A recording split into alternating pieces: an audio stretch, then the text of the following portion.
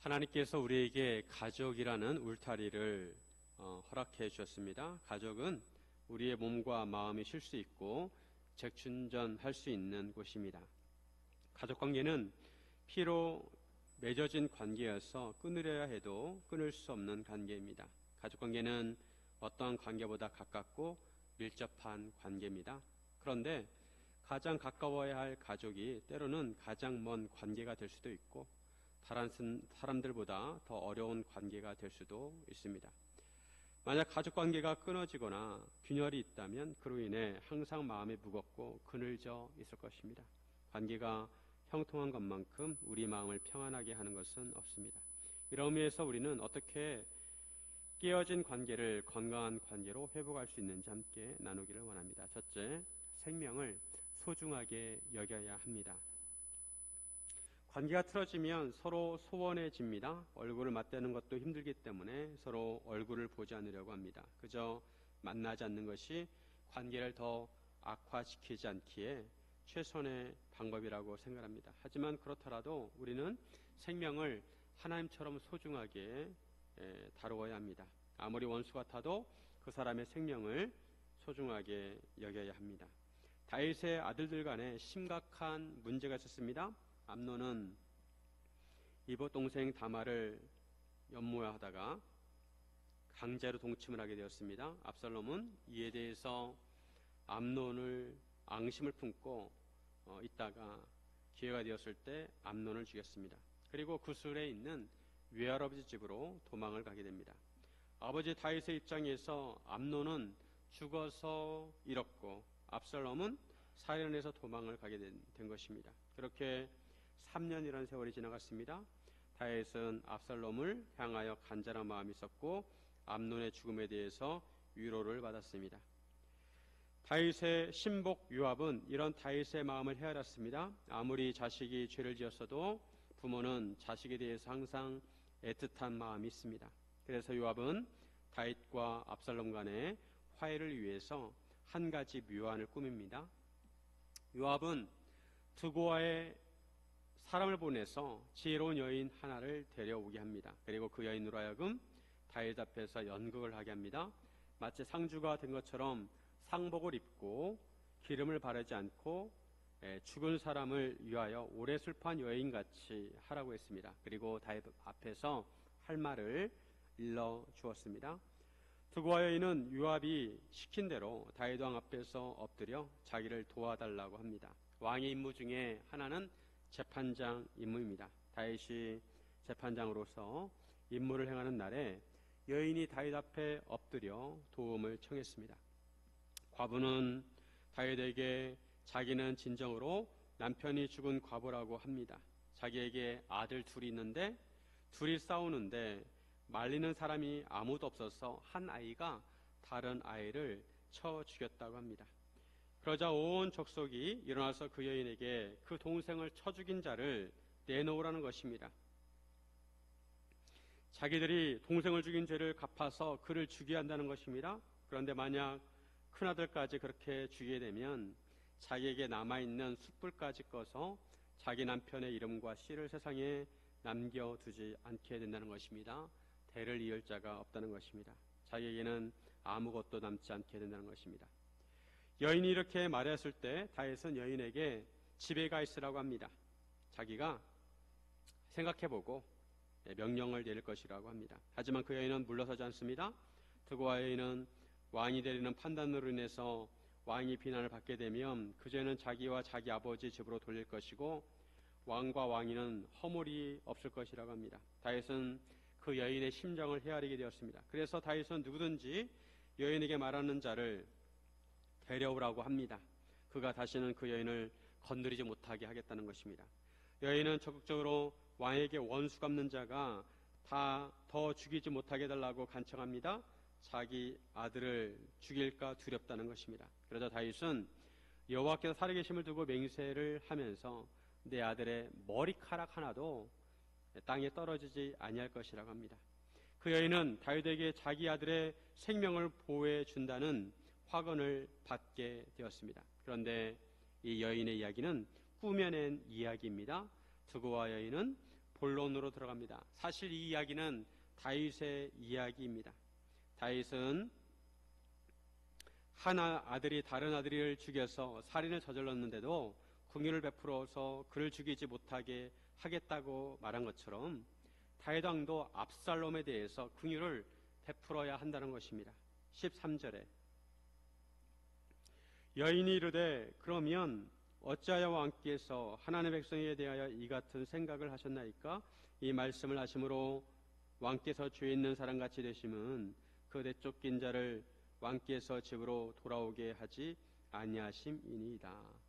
다윗이 과부를 생각해서 하나밖에 남지 않은 아들 죄인이더라도 그의 머리카락 하나도 떨어지지 않겠다고 하였으면 다윗 자신도 집을 나간 압살롬을 방치하지 말고 다시 집으로 돌아오게 해야 한다는 것입니다. 그렇지 않으면 다윗은 죄인이라는 것입니다.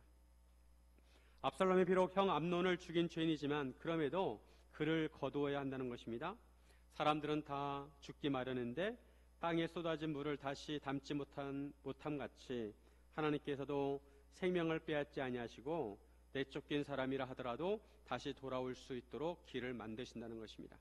하나님께서는 사람이 죄를 지었을 때 그 죄에 대해서 책임을 물으시지만 그럼에도 그 사람의 생명을 보존하게 하시고 죄인이라 하더라도 보호받게 하신다는 것입니다. 하나님께서는 생명을 소중하게 다루십니다.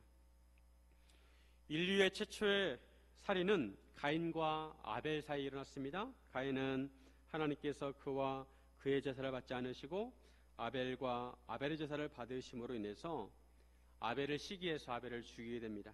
이때 하나님께서 가인에게 벌을 내리십니다. 너는 땅에서 저주를 받을 것이라고 하시고 떠도는 자가 될 것이라고 하십니다. 그러자 가인이 자기에게 죄벌이 너무 무겁다고 합니다. 자기를 만나는 사람들마다 자기를 죽일 것이라고 합니다. 그러자 하나님께서 이렇게 말씀하십니다.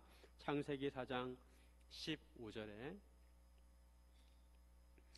여호와께서 그에게 이르시되 그렇지 아니하다. 가인을 죽이는 자는 벌을 7배나 받으리라 하시고 가인에게 표를 주사 그를 만나는 모든 사람에게서 죽임을 면하게 하시니라. 가인은 인류의 첫 번째 살인자입니다. 죄인입니다. 그런데도 하나님께서는 가인을 죽이지 못하게 했습니다. 가인을 죽인 자는 7배로 벌을 받을 것이고 가인에게 표를 주어서 죽음을 면하게 하셨습니다. 이처럼 하나님께서 가인이 비록 살인죄를 지었어도 그의 생명을 보존하도록 하셨습니다. 가인에게 벌을 내리셨지만 그럼에도 그의 생명을 보존해 주셨습니다. 또 하나님께서는 이스라엘 백성들에게 부지 중에 살해한 자들로 하여금 그들이 피할 수 있는 도피성을 만들라고 하십니다.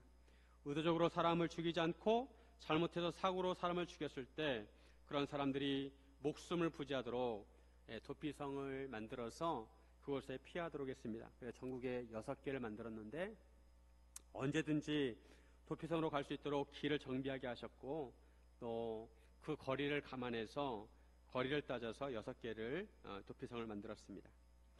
하나님께서는 이처럼 비록 죄인이라 하더라도 그 생명을 소중하게 여기십니다. 세상에서도 흔히 말하기를 죄는 미워하되 사람은 미워하지 말라고 했습니다. 세상 생명 그 자체는 하나님께서 주신 것입니다. 하나님께서 생명을 소중하게 여기시는 것처럼 우리도 생명을 소중하게 여겨야 합니다. 우리가 원수같이 여기는 사람이 있다 할지라도 그 사람의 생명은 소중하게 여겨야 한다는 것입니다. 죄와 생명을 분리해서 생각해야 합니다.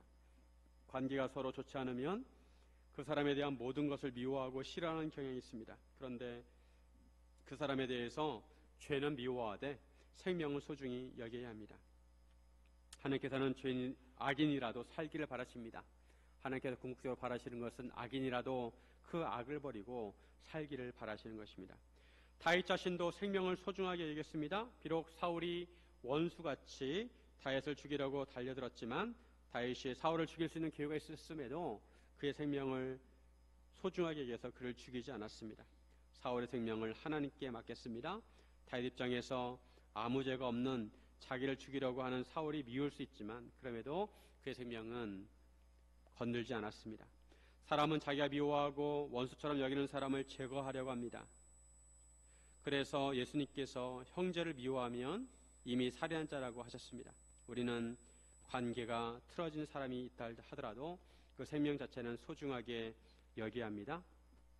끔찍한 사건이 종종 일어나고 있습니다.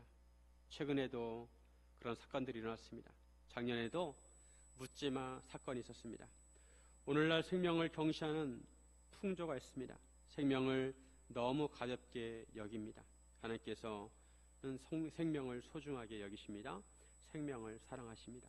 사랑하는 여러분, 생명을 소중히 여기시기를 주님의 이름으로 축원드립니다.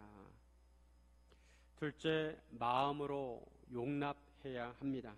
관계가 회복이 되려면 마음이 가까워져야 합니다. 관계가 틀어지면 물리적으로 바로 옆에 있어도 마음이 평행선을 달립니다.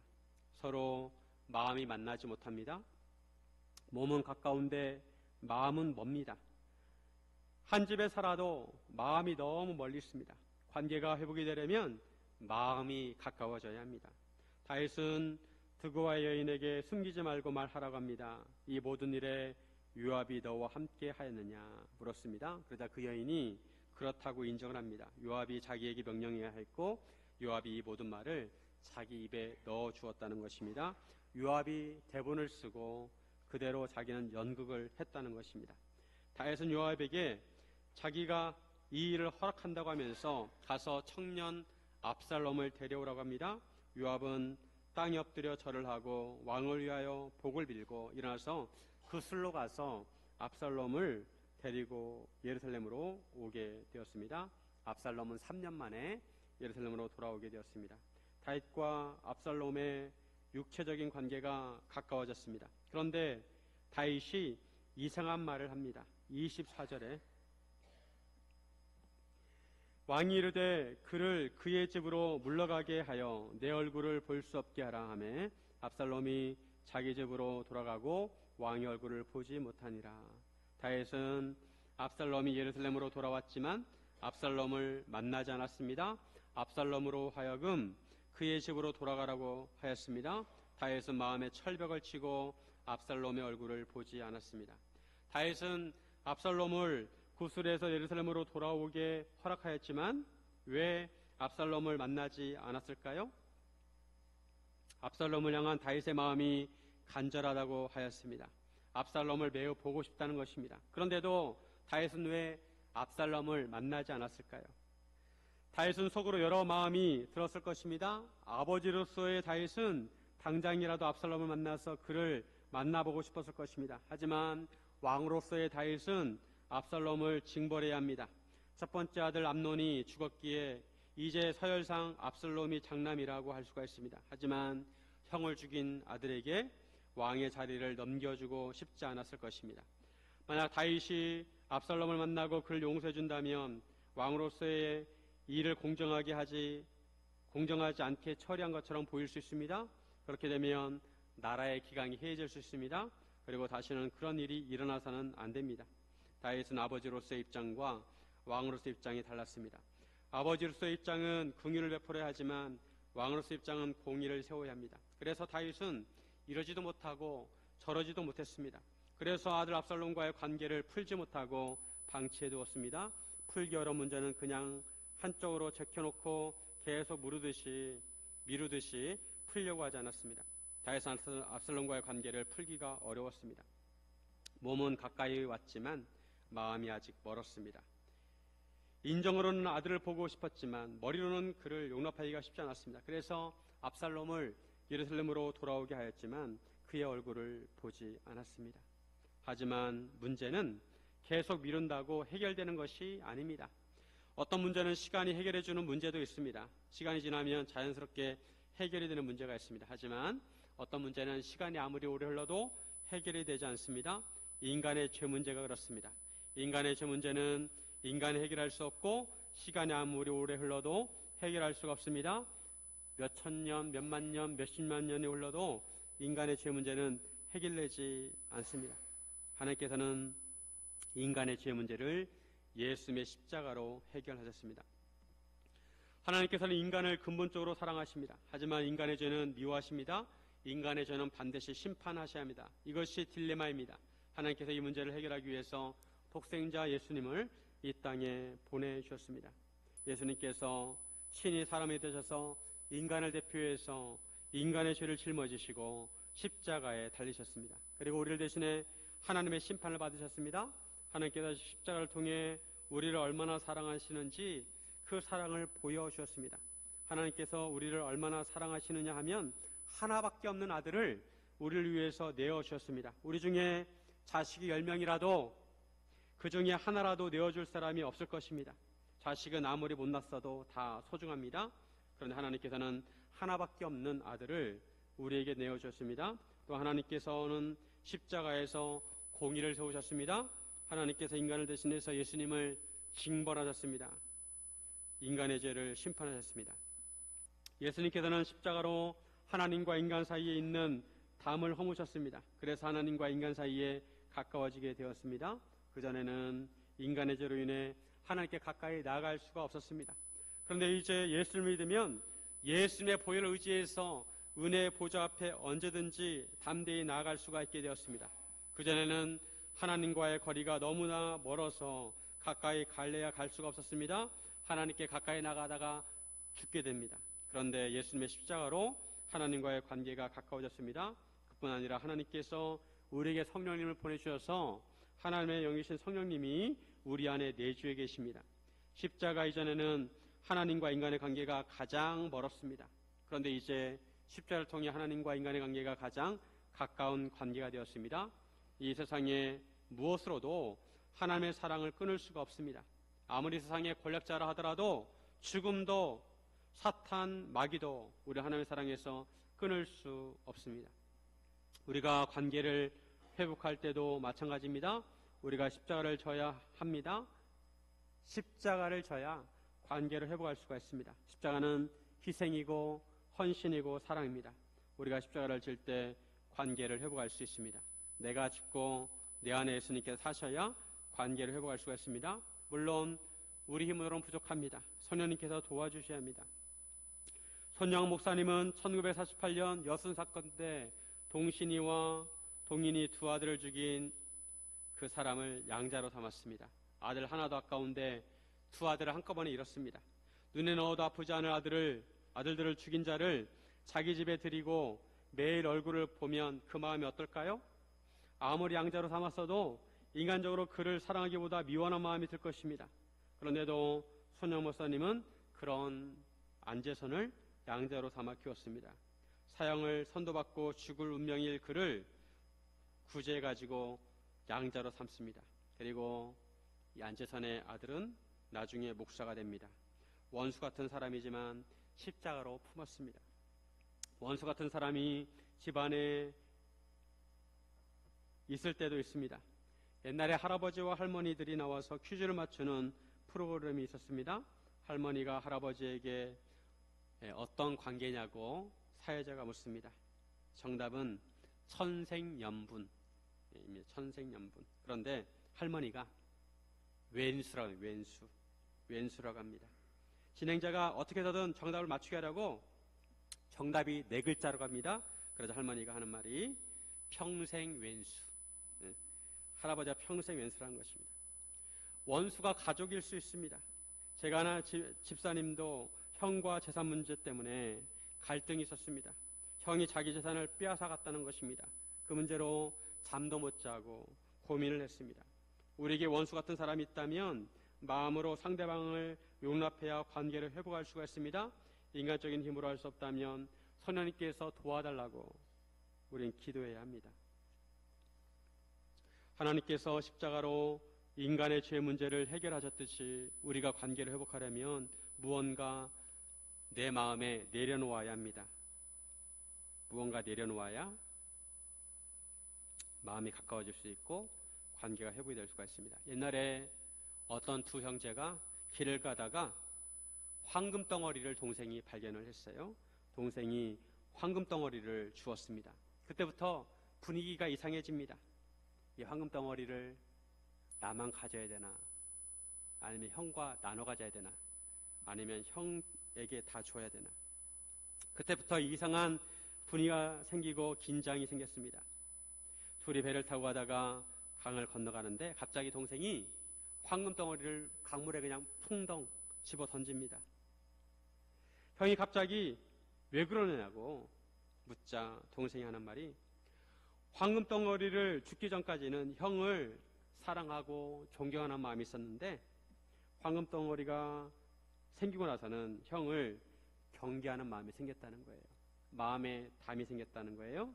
그래서 차라리 그런 황금덩어리라면 그것을 버리는 것이 낫다는 것입니다. 욕심이 많은 사람이라면 황금덩어리를 버리는 것이 아니라 형을 버립니다.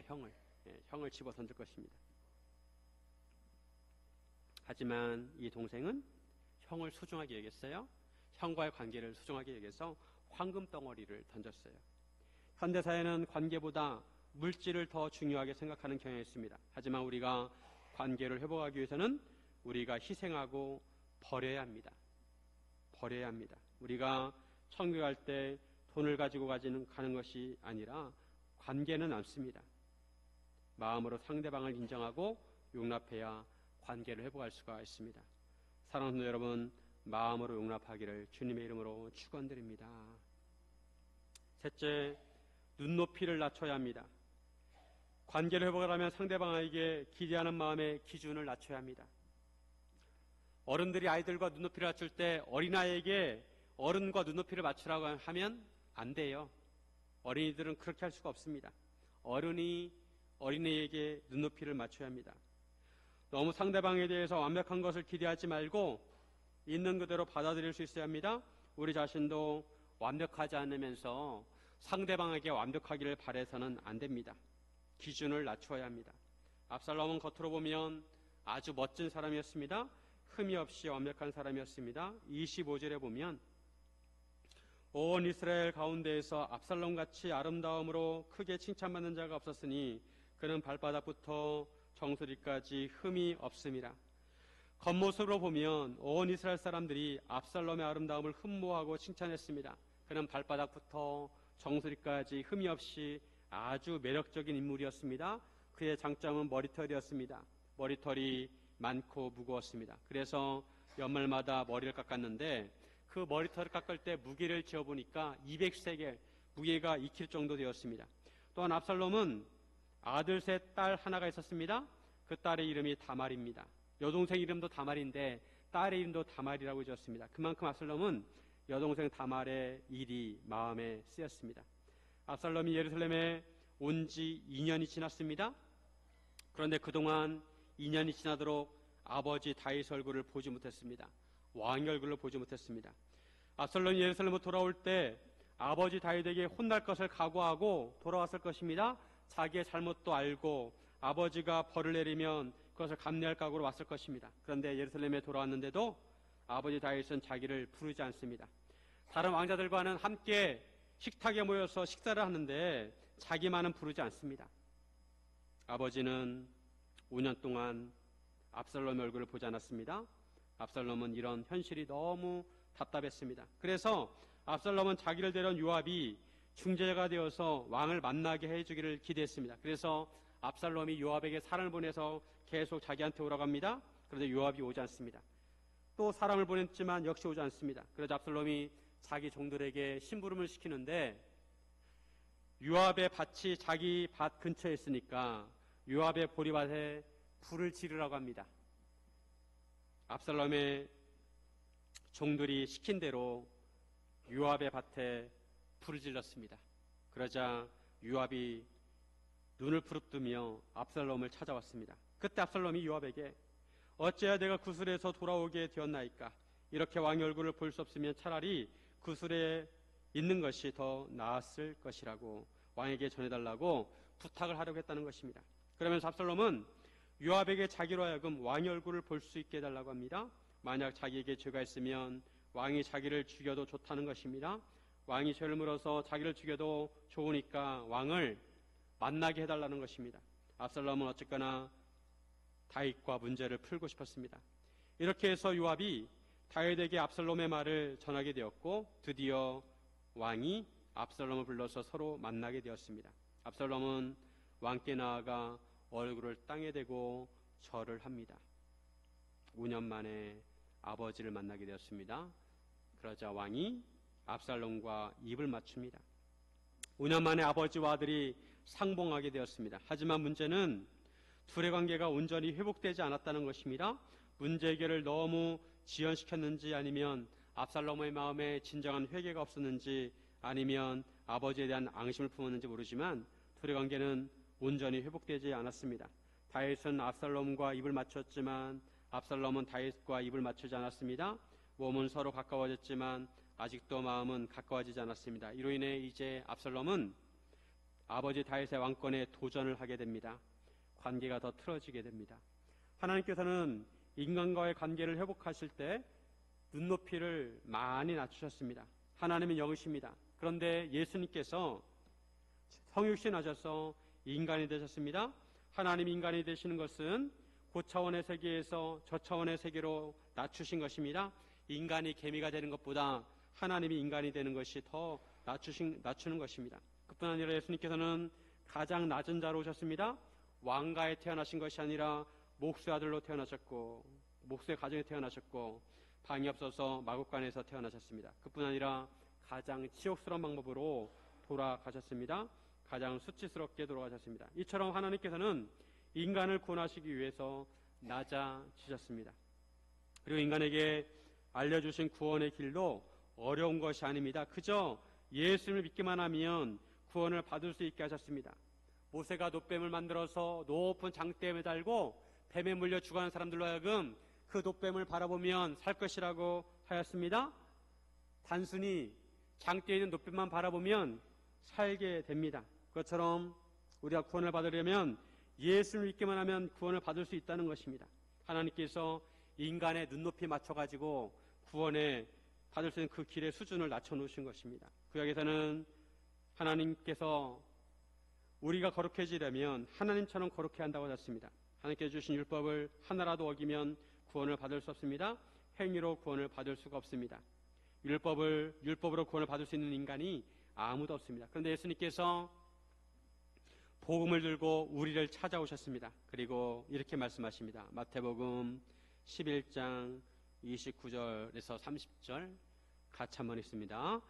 나는 마음이 온유하고 겸손하니 낭의 멍에를 메고 내게 배우라. 그리하면 너희 마음이 쉼을 얻으리니 이는 내 멍에는 쉽고 내 짐은 가벼움이라 하시니라. 예수님은 나를 믿기만 하면 구원을 받는다. 그러니 나한테 와라. 내 멍에는 쉽고 예수님의 짐은 가볍다는 것입니다. 그에 반해 바리새인들의 짐은, 멍에는 어렵고 무겁습니다.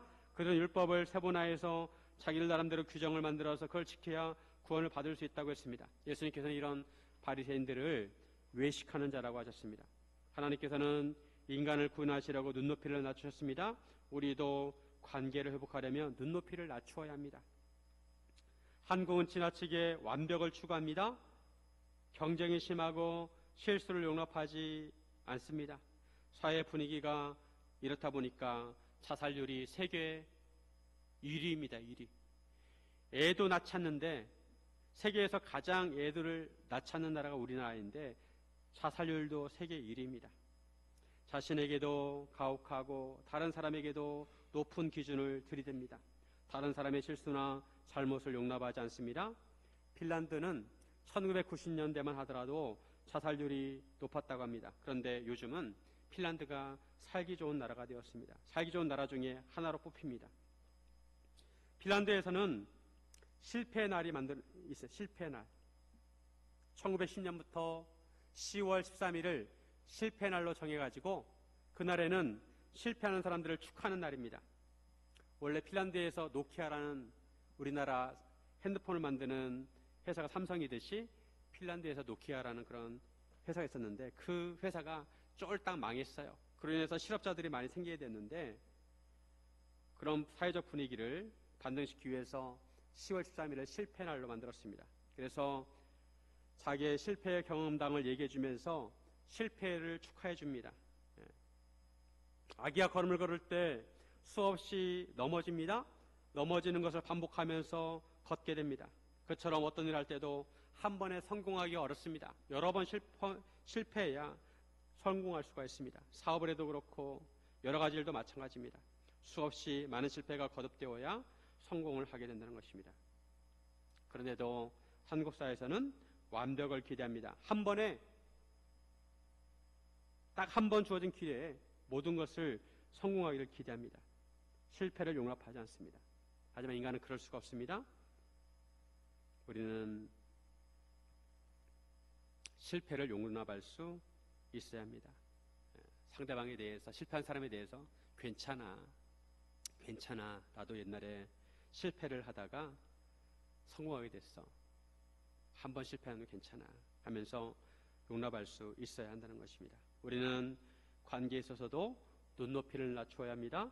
하나님께서 우리를 있는 모습 그대로 받아주신 것처럼 우리도 상대방을 있는 모습 그대로 받아줄 줄 알아야 합니다. 부모님이 좀 부족해도 우리는 성경 말씀대로 부모님을 공경해야 합니다. 우리 부모님은 왜 그랬을까? 뭐 하려고 나를 낳았을까? 이렇게 키우려면 왜 나를 낳았을까? 이렇게 원망하지 말고 부모님이 좀 부족해도 부모님을 공경하라는 것입니다. 자녀들이 좀 부족해도 자녀들을 노엽게 하지 말고 사랑으로 받아줄 줄 알아야 합니다. 에베소서 6장 2절에서 4절 같이 한번 읽습니다. 내 아버지와 어머니를 공경하라. 이것은 약속 있는 첫 계명이니 이로써 내가 잘되고 땅에서 장수하리라. 또 아비들아 너희 자녀를 노엽게 하지 말고 오직 주의 교훈과 훈계로 양육하라. 부모를 공경하라는데 앞에 조건이 붙지 않습니다. 경제적으로 부유한 부모만 공경하라, 아니면 사회적으로 높은 위치에 있는 부모만 공경하라, 이런 것이 아니라 부모이면 공경하라는 것입니다. 그리고 부모들은 자녀들을 노엽게 하지 말고 주의 교훈과 훈계로 양육하라고 합니다. 자녀가 좀 공부를 못해도, 부모 기대에 좀 미치지 못해도 노엽게 하지 말라고 말씀합니다. 우리는 눈높이를 낮춰야 합니다. 제가 언젠가 하나님에 대해서 묵상을 하는데 하나님께서 존재하시는 것만 그 자체로 감사가 되었습니다. 하나님이 존재하시는 것이 너무나 감사합니다. 하나님 계시는 것 그 자체만으로도 감사가 돼요. 우리의 가족이 있는 것만으로도, 부모님이 계시는 것만으로도, 자녀들이 있는 것만으로도 감사하시기를 바랍니다. 사랑하는 여러분, 하나님의 은혜 가운데 관계를 회복하시고 화목한 가정을 이루시기를 주님의 이름으로 축원드립니다.